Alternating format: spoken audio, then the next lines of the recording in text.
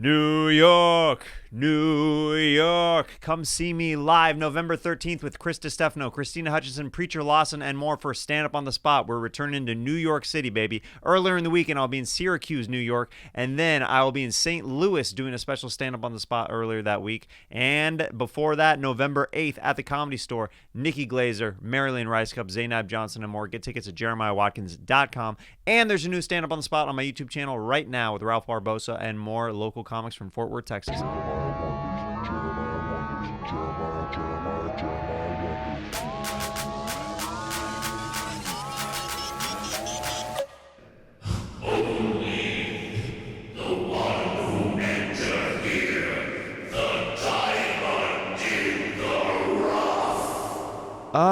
I think I lost my car keys somewhere around here. I think there's kind of a misunderstanding. No, you must enter to accept the treasure. I'm a valet. I work up the street. I lost one of, like, a Ferrari key, like, somewhere around here. Is it? You can afford 100 Ferraris once you enter. Okay, this is the first time I've been asked multiple times to be entered by somebody else. I guess I can trust you. I think it's okay. You have my consent. To enter into your cave? Enter my cave. It's wet. Okay, here we go.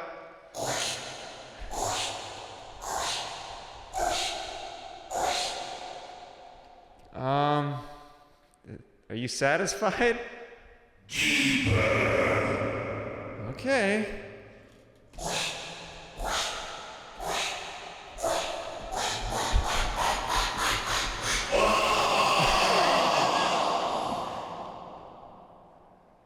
Can I? Do you have a cigarette? I'm just looking for my car keys, okay? I really don't want to keep trolloping around inside of your cave. Goodbye.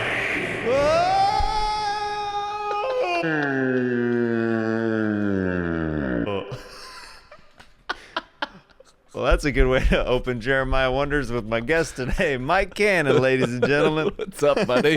That was the most fun I've ever had. Coming in hot from New York City. That's right. From Acrobat. Doing these hot Aladdin riffs, That's right. You know, I knew it was going to be a fun day today when you were humming something earlier. And could you tell the audience what you were humming? I was humming "I Will Always Love You" by Whitney Houston, and I wasn't even listening to it on my way here. I haven't heard that song in at least 8 months. And by the way, it was not ironic when he was humming it. He wasn't like, like hamming it up. I was just like, I was setting up like random equipment and I go, "Are you humming what I think you're humming?" I'm hitting vibrato. Yeah. I look over, Mateo Lane is sitting in the seat. I'm like, what is happening? Dude, I wish if I was that yoked, just sitting on my butt muscles. Oh, that my would be goodness. awesome. That guy. Carved out of stone. It's insane. Yeah. He's one of those people where and this is how I just deflect my own sexual urges towards him. I don't know if it'd be fun to have sex with him. He's so hard, like all over his body. You know what I mean? It's like slamming into a column. Yeah. That's slamming into a column. That's some visuals right there. That's how I make love. Yeah. I mean, you need a little bit of dough, so there's some comfort for the post-coital affection. That's right. That's right. Yeah, I need a little memory foam. You need a little husband bod. Mm-hmm. Yeah. You don't want to be too freaking. That's the thing. I mean, I guess women just completely disagree with what I'm saying, huh? Perhaps. You said something to me last night that I was laughing at after the show. I had to change. I always change shirts right before we start taping Stand Up on the Spot at the Comedy Store last night. And I was like going through the show things with you and Steph in the green room. And then after I put my shirt back on, you go, "Your chest is a lot bigger than I thought it'd be."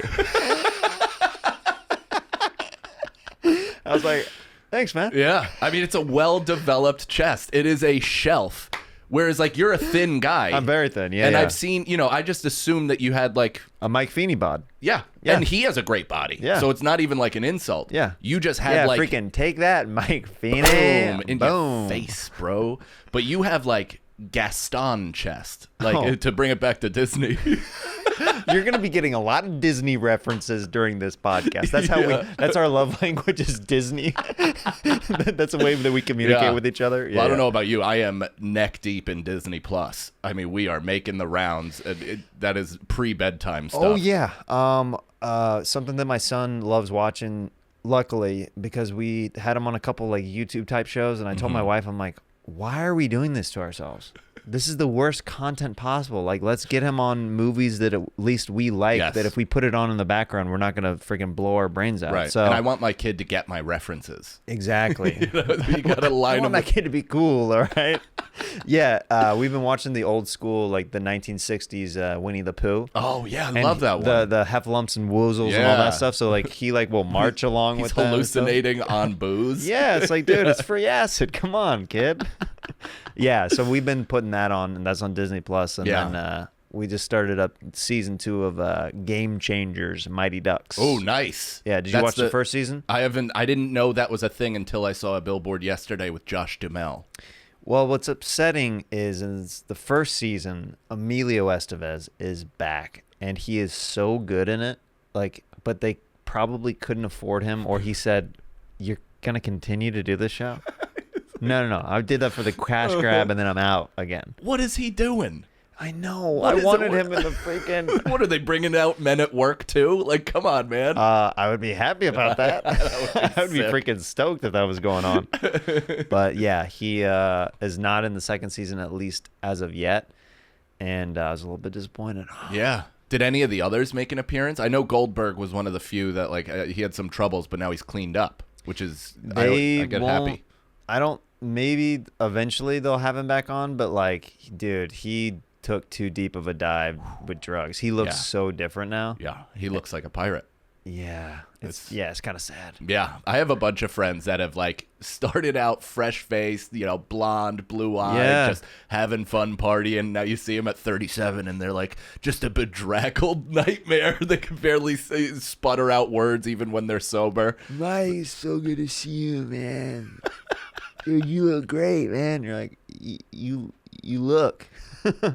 Like, God, I love who you were. Yeah, I know. Yeah, remember our memories? Yeah. Man, it's good to see you and remember back then. Remember what it used to be. Anyway, be well, my friend. My buddy's like... My town is such a haven of drug abuse, and I'm a participant, or at least I was for a long time. Hey, you so got out though. I'm not looking down on it. Yeah. But I have a bunch of friends that are in unions, and they're building stuff. They're iron workers, steam fitters, everything. Mm-hmm. And there's drugs all over those sites all the time, like pain pills, especially because they just put their bodies through hell. Yeah. And two of my buddies were working on the same crew a long time ago, and their foreman took them all to the side. And Ed goes, all right, guys, I'm getting, like, massive reports that everybody's on drugs. Like, the drug use is rampant. We're talking pills, coke, everything. We need to shut that shit down. We're going to start random drug testing. Like, this is bad. And my friend looked over at my other buddy, and his nose was bleeding. Moment, and he just was like, dude, and he goes, he didn't know what it was, but he goes, and just smeared his hand, and he had a streak of blood lining his entire forearm, and still didn't know until the end of the day. Dude, that's a scene out of a comedy movie. The timing on that is so perfect. Yeah. That's like Good Will Hunting 2. Yeah. Like when they drop the budget. It is your fault. At a certain point, it's your fault. Yeah. Don't know what else to say at this point. It's getting kind of sad. Just very sorry. Free choice. You have to deal with the ramifications of your behavior. Ramifications. That's a good Robin Williams word. Ramifications. Dude, he would have been epic in any of the Harry Potter movies. Robin Williams? Yeah. Unbelievable. As one of the professors at the school. Why didn't they do that? He was alive when they first made him, right? I think he was starting to... Would he be too big?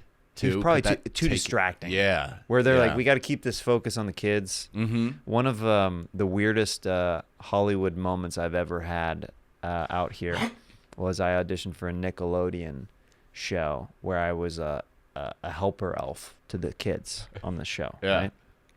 I auditioned and I crushed, to the point where a couple of the producers who referred me for the audition, they hugged me in the elevator before I left. They're like, Oh my God. They're like, before I could even leave, they're like, that was incredible. Yeah.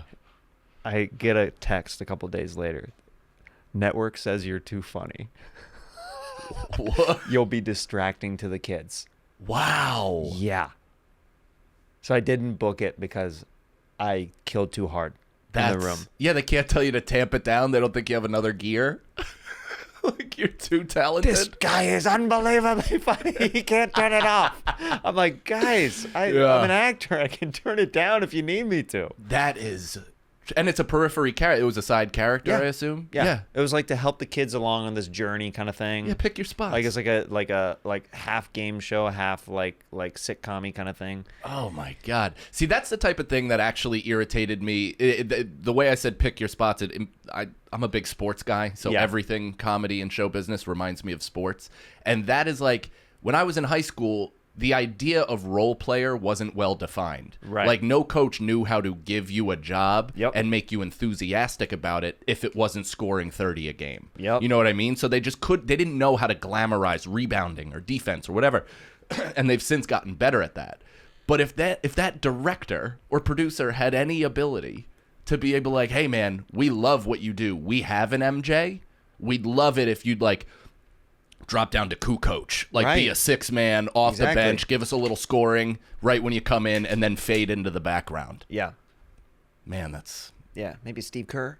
why Just come in every once in a while. Why aren't there Steve Kerr types, Dude, why isn't there a Steve Kerr shoe, huh? Just a kind of a light jog. Yeah. It's not quite a basketball shoe. It's Yeah. not quite a coach yeah, shoe. you're like, I know I need those, but I don't know what I need them for.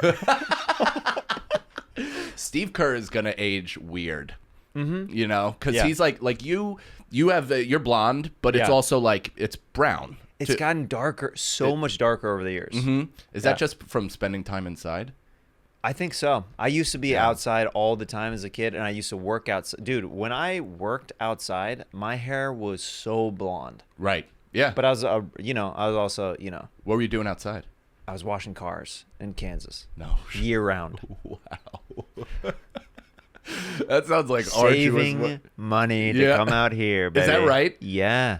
Man, so that's what it is. When I see you and I see your focus and I see what you're able to put together. Yeah. It's that. It's Yeah. growing up in Kansas. Yeah. And being like, I'm doing whatever it takes to leave. Right. Yeah. That's yeah. amazing. Because I grew up so close to New York that and my parents never taught me, no school ever taught me about money and how to like do anything with Dude, it. I think a lot of us learned much later than we should have. Yeah. Now I'm like asking 16-year-olds for NFT advice and they're just calling the cops. Do I invest in this?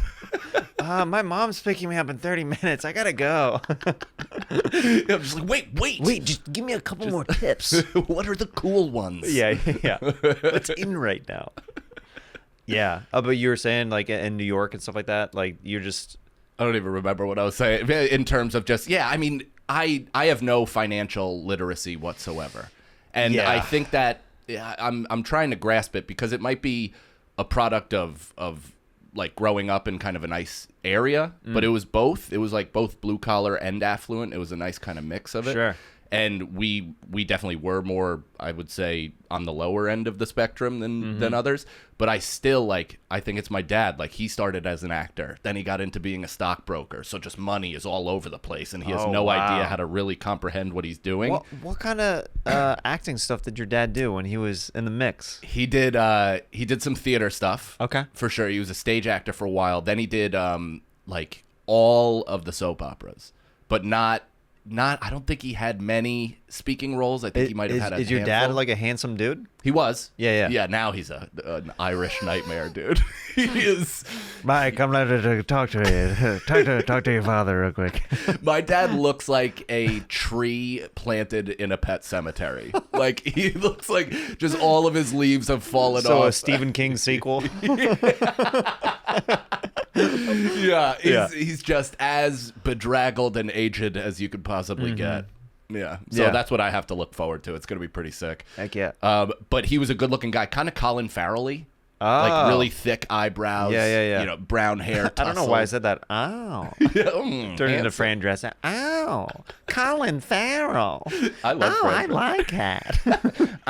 Mr. Sheffield. Mr. Sheffield. I used to watch that show all the time. It was awesome. Yeah. She hosted my TV debut for stand-up. That's cool. Access Gotham Comedy Live. Oh, okay. Stand-up comedian legend Fran Drescher. Remember when that credit was everything? Yeah.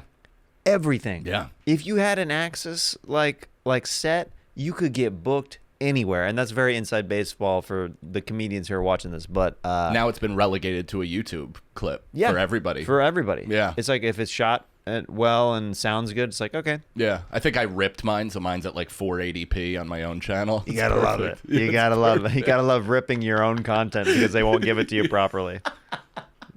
Gotta love that, man. Yeah. Just put in the extra effort. Thank you for doing the show. Thanks. And by the way, jump through hoops to get it. Thanks for not sending me any kind of download link after I'm done doing your thing. But to her credit, to Fran Drescher's credit, she hired a writer to write her set, her Really? 10-minute set. Yeah, and it was one of the writers from The Nanny.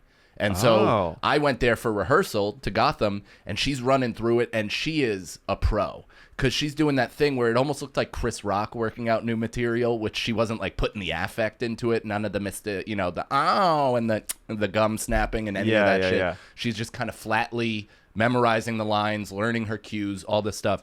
And then as soon as the show started, the bright lights came on, and you could just see her almost like come into her own, start doing the affect, start doing like looking off to people. And it's like, this lady has never done stand-up and still was capable to deliver bits in front of a live audience. Yeah. Pretty impressive. Pro. Yeah, Performer. Goddamn pro. Yeah, dude. Who hosted yours? I never did one. I never did one because it was one of those things where I was so LA based at the time. I would go out to New York every once in a while. I remember there was some, because I'm still not a regular out of the cellar in New York, but I did something that at the time, like, nobody cares. It was just one night, but like at the time, I remember some comics got pissed. Jeff Ross brought me, Jamar Neighbors, and Willie Hunter on stage at the cellar, and we're not regulars there. And like, there were some people that got really upset. Comedians? Yeah. No shit. They were like kind of grumbling, like, these guys and it was literally. I mean, Kevin Hart's not a regular either. Right. It was Jeff Ross, it was Dave Attell, and The Wave on stage at the cellar. And like, we were literally doing like wave bits and riffing with them, like when they would roast somebody in the crowd. Yeah. And it was just so silly and fun. That sounds awesome. It was, yeah, it was a good time. It's so funny. There's some older, the older guard, some of them at the cellar that are very stuck in their ways, very like cannot believe that the business has changed, the business has progressed. There's new people doing comedy. Yeah. Like the new people have started stand up. It's like, I thought we reached our cap. Exactly. That's an amazing thing also, as somebody who's been doing it for 14 years, and I'm seeing new people and they're doing great, and whatever, everybody's coming in, and you're just like, oh, that's right, this never ends. It's a endless. Constant conveyor belt. Right. Yeah. It's good it's good to rewire your brain that way, just so you're like always pushing yourself to work hard, but also welcoming the new people in, because it's just like you said, it's constantly. Yeah. And that's what I do. That's what I love about what you do and what you're doing, like with your work ethic and everything, is anybody who is, tuning in right now that is not familiar with Mike Cannon's work, if for whatever reason you're just hearing about it right now, just give his name a YouTube search. He's got multiple specials that you can watch for free right after you're done listening or watching this, and they're really good and they're really funny, dude. And there's a lot of love that not only when it's in the material or the crowd work. He's got both kinds of specials: material, he's got crowd work, and the production value is on point on all of them. Yeah. And I appreciate all that stuff. So all that stuff does not go unnoticed. That means a lot coming from you, for sure. Seriously, like you've set the tone, man.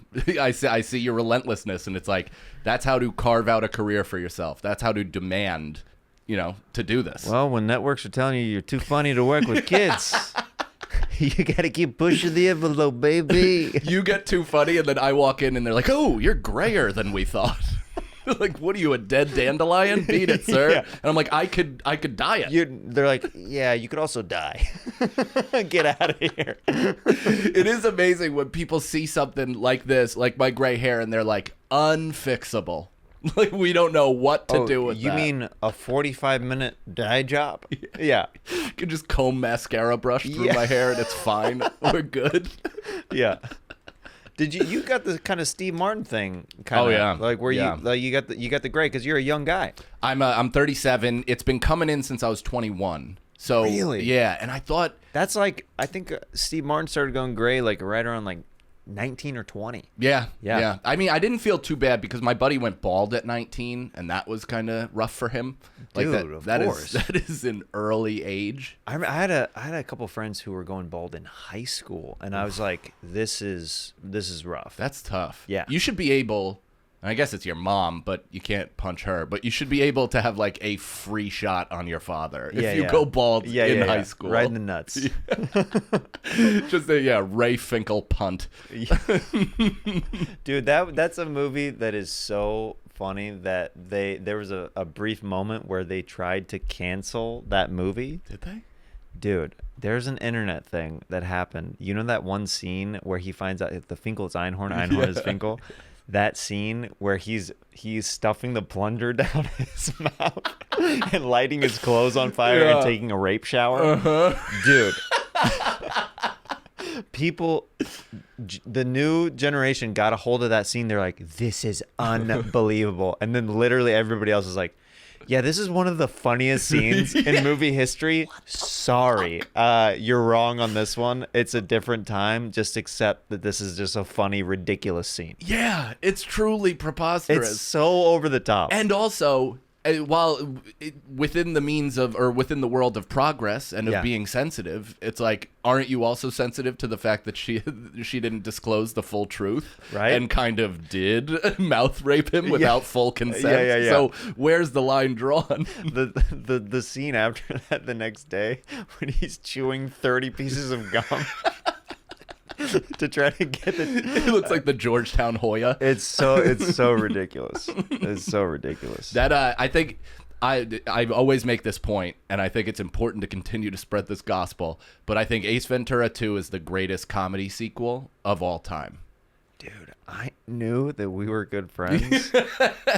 But you are preaching the gospel right now. No shit. You think that too? I am one of the few people. I actually and people think I'm crazy. I prefer 2 to 1. Yeah. I watch it more than 1 now. I definitely do. Yeah. Because it's literally like the first one was successful, and they were like, oh, Jim, you can do whatever you want in the second one. Yes. We have the exact same perspective. He's so unhinged. I don't know if he has ever gone that Jim Carrey in any other movie. Yeah. Where it's just like every scene, there's something that's so preposterous that I love. Do you know, so again, bringing it to sports, it's like when KD left Oklahoma City and then they gave the ball to Russ and are like, average a triple-double, do whatever you want. Yeah. That's what they did to Jim Carrey. Yeah. They're like, just cook, dude. Just go. I bet that script was like 14 pages long with like just, hey, Jim's at like the cave. bullet points. Yeah. There's a bat, we think. I don't know. He like carved this together, the story on the set. Do you still play basketball? I do, but mostly with my son. My body can't like sustain impact, dude. I am a rickety mess. What is the hardest? Because I still play, but like, it's definitely like it's already. I'm like, frick, dude. Yeah. Like I think eventually, like I still play outside on Saturdays, Same. and But there's a game every once in a while that I play on Tuesdays. It's an indoor game, and it's so much easier on your body. Like, it's ridiculous how much the wood is more supportive, like, than hard asphalt or concrete. I mean, that was my entire upbringing, was playing on asphalt, either in the park, summer leagues, like whatever. And then they didn't even know that you should cushion the wood floors too. So in like some really well-to-do areas, and maybe even it's more spread now, but they have that like composite wood that you can lay down, and they have the little bit of cushion, just a little bit of give. Dude, that saved people like 10 years on their career for their knees. I played in junior college, and we had like one of those hard, I don't know what the material was, but hard, like with a little give, but it was heavy. And once it gived a little, it didn't spring back. It stayed down. Weird. It was almost like wrestling mats. Like, it was terrible.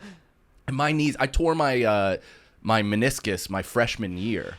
And I never got it fixed because I was trying to get recruited, trying to maintain my starting position, like trying to out-tough it, because that's the era of basketball we were in, where if you were hurt, you were a pussy. Yeah. And I like blew out any I mean, I wasn't going to play anywhere seriously anyway, but my knee still to this day is pretty messed up. Who do you know, as far as like the New York basketball players, who's good out in New York? Chris DiStefano is really good. He played pro in overseas for like a couple weeks, and then I think he got homesick. What? Yeah, he was collecting a check, playing professional basketball, and I think like 2 weeks in, he's like, He's that good? I need my mother's cooking. Yeah. What is he, forward or a guard? He was a guard, so he's bigger now. Like, he's probably like 210, I guess, but like a big body. But I think at the time he was probably like 185, 190, and like a real swing. He can move? Yeah, really shoot. I've played with him a couple times, and he can shoot the shit out of the ball. It's pretty impressive. Wow. Yeah. But in New York, who's Chrissy like, D. Schultz, he good? I heard, Schultz is good. I've only played with him like once or twice. Sam Arill is good. Okay. I've heard Joe List is good. I've never played with him. Okay. But Feeney can play a little bit. We played in the Skankfest tournament. I think the first or second year I we wish won that it. they would bring that back. Me too. Because I would love to play. Yeah. We played in they had for the Netflix Fest out here. It was talent versus industry. And awesome. It was so freaking fun. Did you just Charles Barkley swing your elbows into the Nickelodeon chair's face? I had a double that game. Nice. Yeah. Oh, hell yeah. Yeah. That's it was good. It was fun. Yeah. I was going to town in the paint. Yes, and I wish Skankfest would do it, because it'd give like a little healthy reprieve from doing ketamine 23 hours out of the day. So that would be like a nice little that's break. the sport. Hey, there's a bracket that you can sign up for right over here. Get a sweat and then go back in and do some hardcore hallucinogens. Yeah.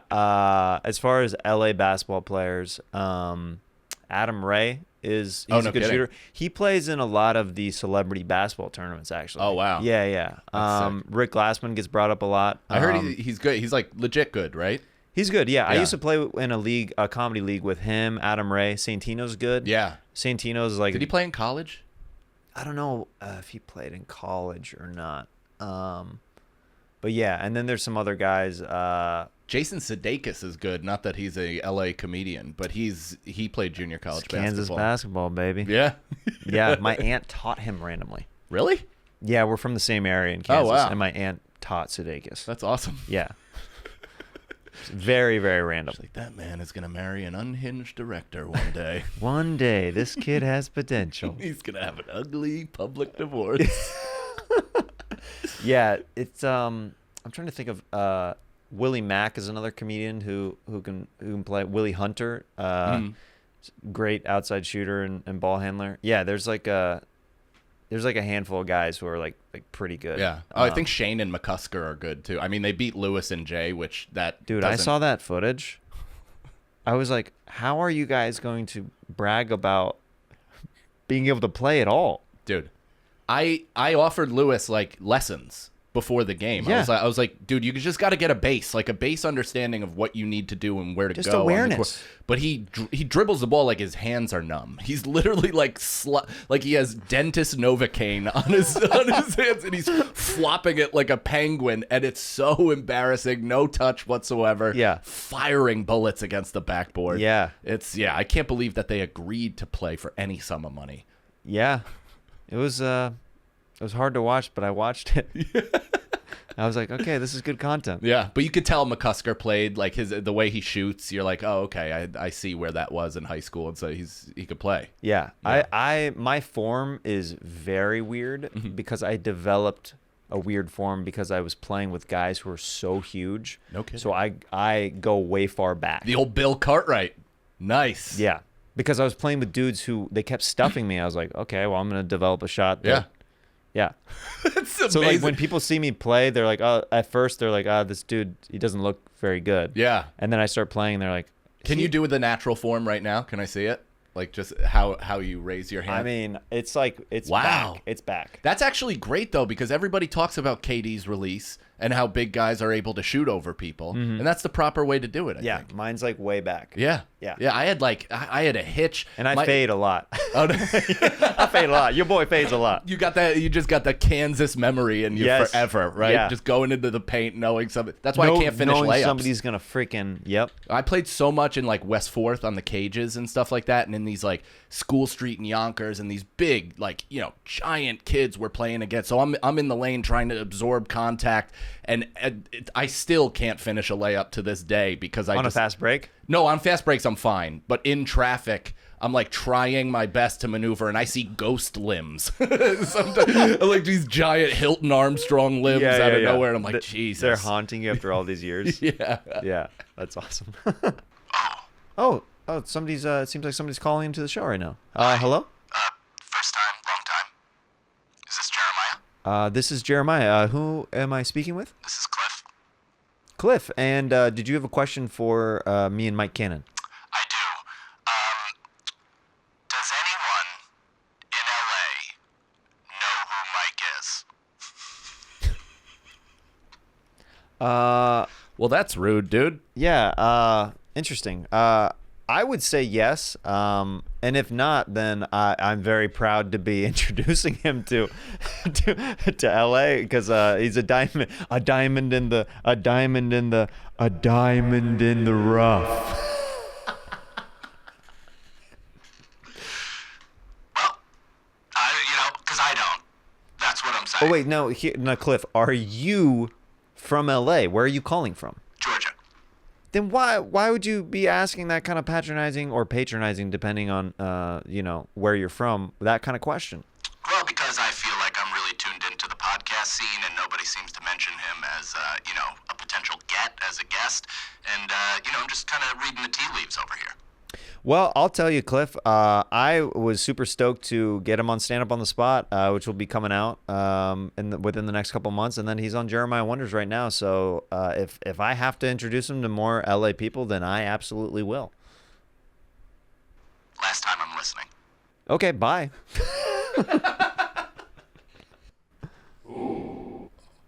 What is this?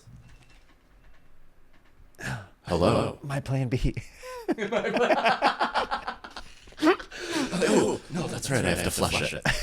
Guys, I'm very progressive, and I take the plan B in my relationship. We do things a little different in LA. Do you know somebody told me that recently? They were riffing on stage, and they mentioned that they take the plan B or birth control. Okay. And they were very clearly joking. Yeah. And went off on the whole tangent. Everybody's laughing. Everybody's having a good time. And this woman came up to him after and was like, "Does that work? Because I'm gonna put it in my husband's coffee tomorrow." And he was like, "What? Like, no, don't do that at all, please. That is." She was ready to dose this dude? That's so scary that a stranger would have the faith in a comedian for that kind of confidence in that kind of conversation. No checks. It doesn't Google it. Doesn't ask her doctor. Goes straight to the source of the comedian, and then refuses consent to the man she's pledged her life to. Why trust why would you trust Crest when you can go straight up to 1 out of the 3 of 5 dentists are approving it? Just walk straight up to the dentist. Just ask a guy on the street. Don't take Crest Does word it for work? it. Does it work? Seriously. I heard about this from you. Is it true? It's like, yeah, no. No. Okay. All right. Down with Crest. There's another person who's trying to get into the podcast. I don't know.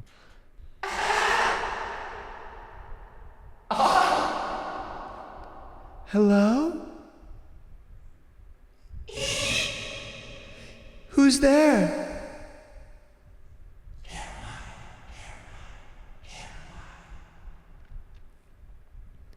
What do you want from me?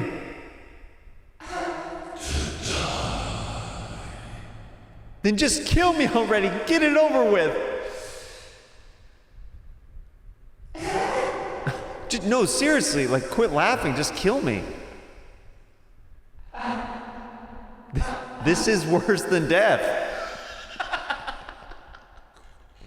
There's not enough people in horror movies that just say, just kill me. Yeah. Just kill me already.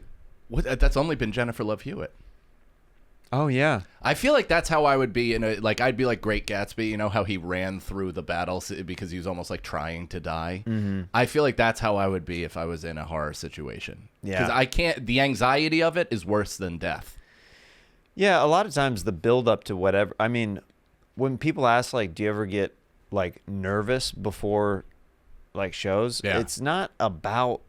It's literally not even about the show. It's literally like you are nervous or you have anxiety about waiting. Yeah.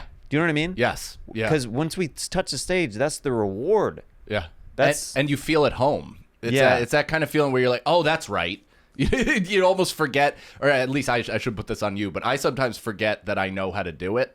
And then, like, I'm walking on stage, and I'm like, shit, man, what the fuck? And then you step on, and you're like, oh, okay, that's right, I've been here. How scary was that you did your most recent crowd work where you're on edibles? Yeah. How scary was that? Because that's a very... Obviously, you're in a completely different state where you're usually chilling when you do edibles, mm-hmm. where... your brain needs to be moving, and you are surrounded by a packed, sold-out room in New York. Yeah. So leading up to it was a nightmare. Like, truly, leading up to it all day, I was, like, hoping for something to happen that would cancel the show. Yeah, I was like, while you're getting progressively more and more high? Even before I took the edible, because I know what you feel like and the drop off a cliff it is for me to take. 150 milligrams is not a lot for some people. It's a lot for others. It's a lot for me. Yeah. Even though I smoke weed all the time, it still just affects me deeply. And if I were to take more than that, then it just wouldn't have been a coherent piece. Like, I would have it just wouldn't have. I know everybody's like, oh, it would have been funny to see you curled up in the corner and like losing your mind and freaking out, and it's like that would have been funny for 30 seconds. Yeah. And there were a few moments throughout the hour that kind of exhibit that, but it wouldn't have been funny as a full piece. It would have been awful. Yeah. So all day I'm like hoping it's getting canceled. I'm getting like ticket updates that it's like selling out, and I'm like, god damn it. I have no idea if it's people. I'm still at this phase where it's weird that people saw my tweet and bought tickets to this thing. Sure. So I'm like, oh, maybe they're just buying it because it's like a regular show. But it's Wednesday at 10:30. Right. I'm like I don't know what the fuck this is gonna be. It's so weird. Yeah. And then as soon I took the edible an hour before the pod. Well, actually, I took one earlier in the day during our podcast, and then I took another one an hour before the show, and then I took another one on stage, and then I smoked on stage, and it was just like I should have folded in on myself, but because of the audience that was there for that specific reason, and they were also on the exact same level, it was like riding a wave, man. Yeah. And I felt, I don't know if it was the edible or if it was just their warm embrace. I felt a little psychic that evening because I guessed this guy's job, where he was from. I also kind of guessed this guy's name. I guessed this one guy's like sexual proclivities. It was super. I was just like Tesla. Yep. Tapped in. Moving all the parts. Yeah, exactly. That's awesome. Yeah. But the most anxiety I've ever, waiting for it to have a kid You know, like that 9 months for me felt like I was being introduced at Madison Square Garden for 9 months. Like you're just waiting to be brought up on stage for that long. I am very good at compartmentalizing things. So while my wife was pregnant, it didn't really feel like that to me. But when she was in labor, that is when it was so real to me. Mm-hmm. And like when the baby was actually born and healthy, Yes, I bawled like uncontrollably because there was some slight complications that were going on with the baby, like and they were like both of their heart rates were like dipping so and stuff like scary. that, and it was Yeah. just like terrifying. Mm-hmm. And I'm trying to, remain in the pocket and remain, strong for them and stuff like that. So like when the baby like cried and then my wife was like good and everything, I was just like so much emotions relieved, and it was like, dude. Yeah. But yeah, that because it was like an 18-hour labor. Yeah, my wife, not to one up you, but Yeah. my wife, I think labored for like 25. Yeah. And then she had a C-section because he was huge and facing out. See, yeah, they kept, yeah. Yeah, so it was, and the C-section experience, I was actually like hoping for it leading up to it because I was like, I'm a moron. I did my research, but I still, all the movies influenced me more than the textbooks all the literature. So I'm like, things happen during natural birth. It's just a little less out of our control. Like it just felt scarier. So I was hoping for the C-section, and then it happened, and then that thing was a nightmare in and of itself because my wife had a bad reaction to the painkiller. So they're like, oh, you should do like slight tremoring if she starts shaking. That's completely normal. And my wife was blue with her like arms out like Jesus on the cross and chattering like this. And it was my job to maintain poker face and be like, everything's good. We're all great. It's great. The nurse is like, has no bedside manner. Like, she doesn't look great. Like all this shit. We're just like, what? And they're like, don't listen to her. She's out of her mind. Whatever. And then they pulled him up, took down the tarp because you can't see the nightmare on the other side. Mm-hmm. And it was like, whoever lights that hospital should win like a Pulitzer. It was unbelievable because it was Simba in the sunlight, just Nazabenya, unbelievable. And then they had me, they taped off this corridor because they're like, don't look past this thing because it is a true like Saw sequel over here. They literally just cut your wife open. And then I overcorrected and looked to left, and the biggest placenta I've ever seen in my entire life was in like this metal salad bowl. And I was like, looked like Crane from Ninja Turtles. Then I walked over to my kid. And I was like, I was out of my body. I don't know if that's how you felt. I felt like at least almost half in my body and half out, like 8 inches out, where I was just like, I'm there and I'm experiencing it and I'm telling myself to be present, but it's very clear that I was just like kind of existing without any connection to myself. Yeah. And I remember being truly grossed out by my son's nails. His nails. Why the nails? I don't know, dude. I have a thing with Were they nails. long? They were long. Sometimes and that he's happens, yeah. Covered in goo, and I was like, like instantly grossed out by him. I'm like, can somebody get a wet wipe? I was actually real good with all of that stuff. Like I was stoked to cut my son's umbilical cord. Like I watched everything happen with my wife. Like, and I turned that part of my brain off. But I do awesome. Like a lot of weird, gross stuff. Like over the years, like this like jackass type stuff for that I've eaten really weird stuff, and I've not that that's very comparable, but.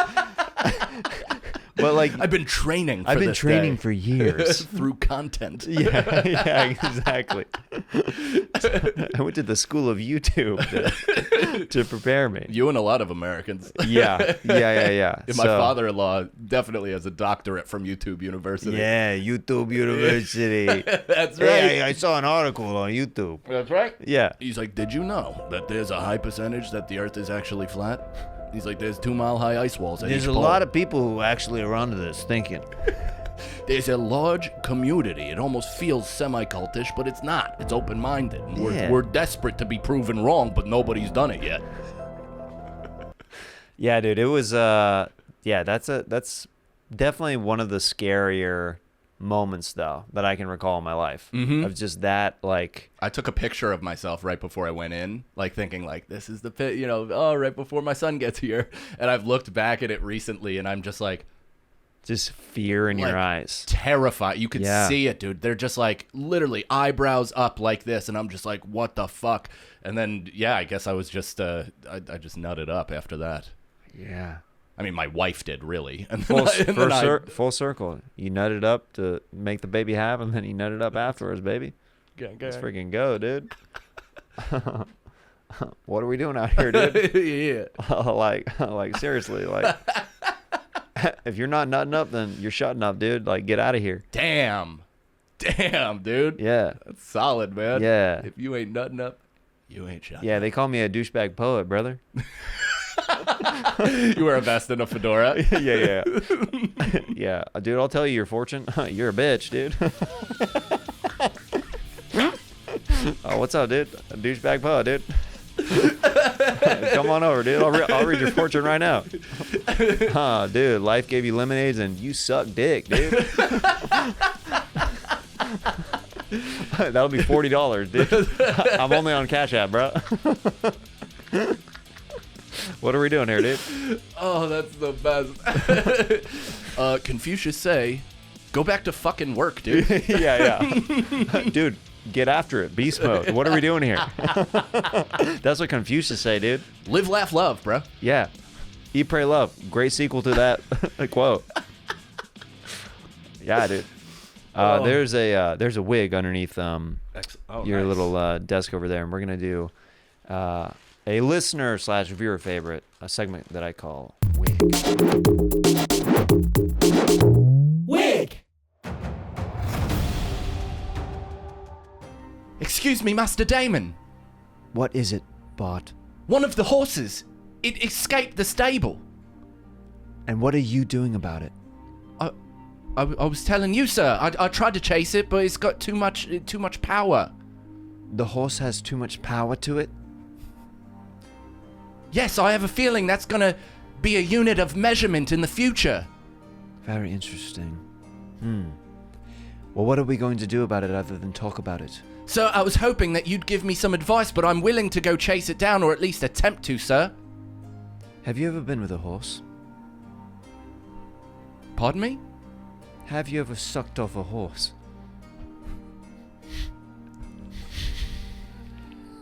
Sir, I did... Permission to speak freely? Granted. I've been a bit scared.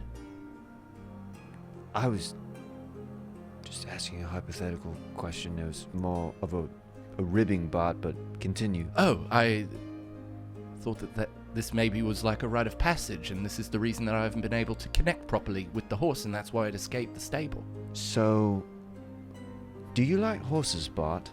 I love them. But do you really love them? I've never thought about that. Well, think about it right now. Do you like horse more than women? I believe I do, sir. I am only 13. Because as a Targaryen, we don't care what you sleep with. If you want to have sex with a horse, that's your business. So you're giving me permission to have sex with your horse? Because that's why I've kept mostly a distance. It's your horse. Listen, Bart, you're a man. You're 11 years old. You can do whatever you please. You became a man 6 years ago, Bart. I remember that night you unleashed Mother into my bedroom, and I've been a man ever since. And did she not teach you everything that you know and that you use to this day, Bart? Are you saying that I should use what Mother did to me on the horse? Exactly. And if that doesn't work out, Just maybe ask one of the other maids around here if they would like to go on a date with you and court you. So there's options. I mean, if you don't want to have intercourse with the horse. Interhorse?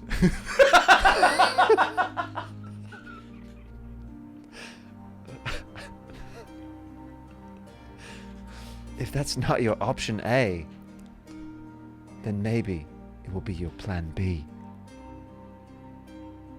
Sir, I can't thank you enough. This is invaluable information. Yes. I think I'm going to stick with the horse. Okay. We'll do it in the sea steps where no one will see you, because it's still frowned upon by society outside of me. Here. Take the keys to my dragon. I'll go find the horse. Thank you, sir. I can't express my gratitude enough. And once you have relations with the horse, bring it back. We still need that horse. Oh, right, yes. So if it's going to be an awkward workplace thing after you make love and you have to see it around, then consider that. I didn't even think of that. Do you think the horse wouldn't like it if I saw other horse? I mean, do you plan on riding other horses around that horse? I mean, we have a full stable here, so it'd be irresponsible if I didn't care for the other horses. Choose wisely. Now go. There's the horse.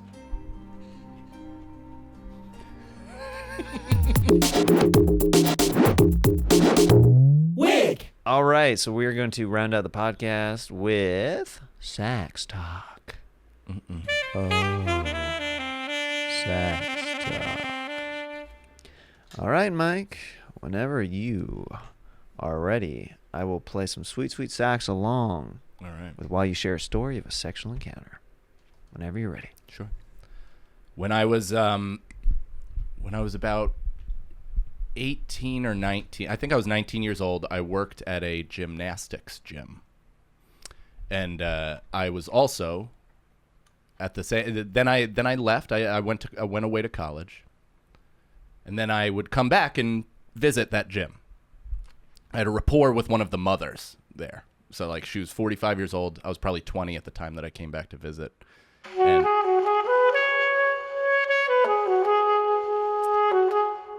And while I was away at school, we struck up a rapport. We were texting back and forth, planning to meet up, which I thought was just a pipe dream. This is just fun kind of texting.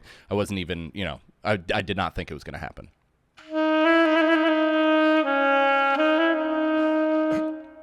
When I came home for break, I was playing poker with a bunch of my friends, and I got the call from her to meet up.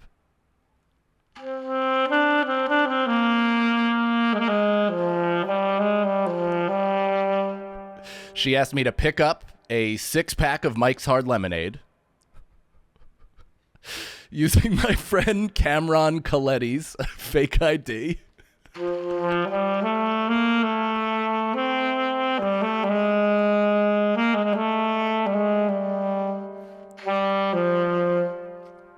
And we met at the gymnastics gym where we both work. She had an extra pair of keys. She broke us in. She drank 1.5 Mike's Hard Lemonades.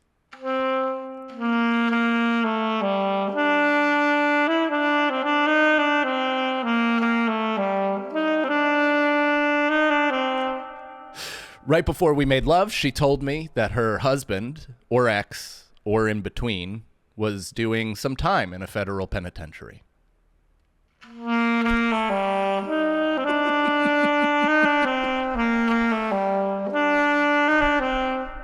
Undeterred as a cocksure 20-year-old, I proceeded.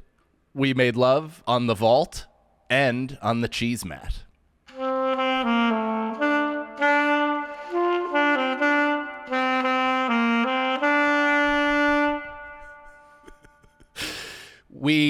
We lost touch after that a little bit. I went away to school. We would connect every once in a while, but mostly it was kind of just that was it.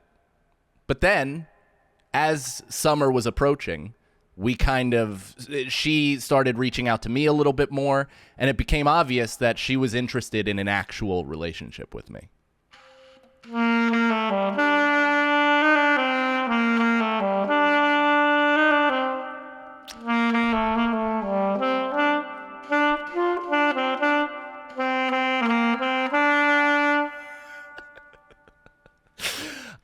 Me being a total 20-year-old sociopath at this point in my life, came back from college, went to visit the gymnastics gym to see all my old friends, all my old coworkers, maybe flex my bicep in front of the mom once or twice.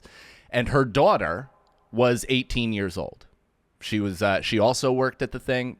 She was a gymnast, in very good shape, beautiful. And we instantly hit it off upon my return.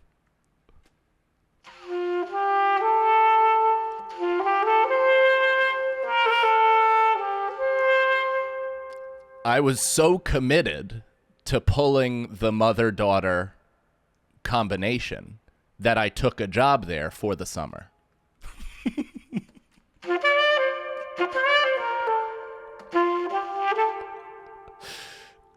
The mom caught wind that her daughter and I were getting friendly, and it was very obvious. Gymnastics also, they're very immature, so there's a lot of gossip going around the gym, so it's very like all that stuff.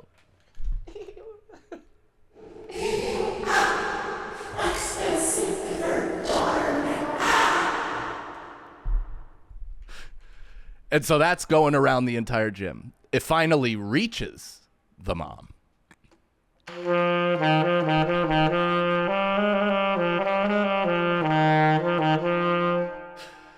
In front of about 60 children, maybe more, plus staff, plus everybody, during a bustling gymnastics day of both classes, birthday parties, and lessons. She screamed, "Don't have sex with him! Don't have sex with Mike! I already fucked him on the vault and the cheese mat!"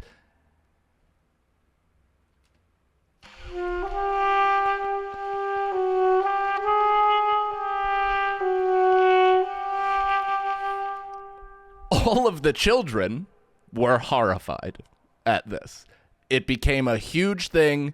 The coach, the Russian coach Sasha, had to run out to her. He put one of those marathon rescue blankets over her shoulder and ushered her into the office, where you could hear screaming, throwing of things, breaking, and just overall mayhem in the back.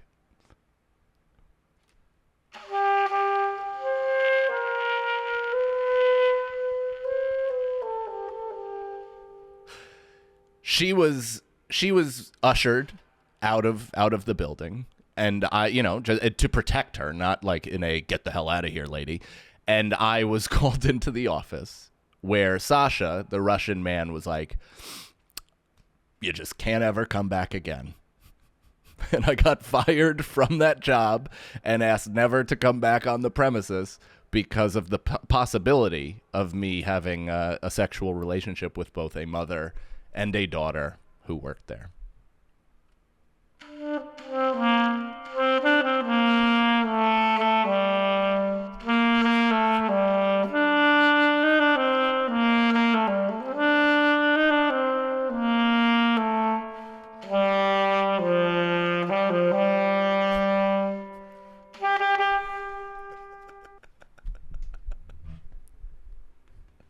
No lie.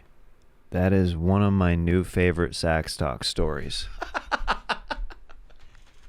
Arabian Nights, Arabian Day. Dude, you are a freaking pimp, dog.